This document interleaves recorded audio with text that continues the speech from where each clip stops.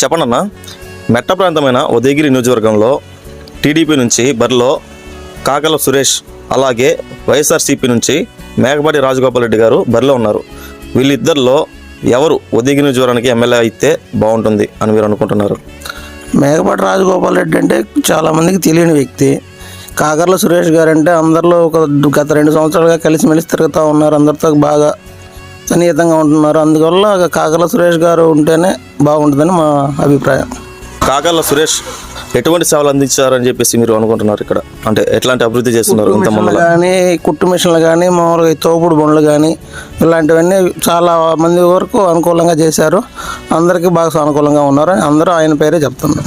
MLA అయిన తర్వాత same ఇట్లాంటి అభివృద్ధి చేస్తారని చెప్పేసి మీరు గట్టిగా నమ్ముతున్నారా? అవును, నమ్ముతున్నాం, గట్టిగానే నమ్ముతున్నాం. ఎలాంటి అభివృద్ధి మీరు కావాలనుకుంటున్నారు? ఈ మా మెట్ట ప్రాంతం ఏరియాకి మొత్తం నీళ్లు అన్నీ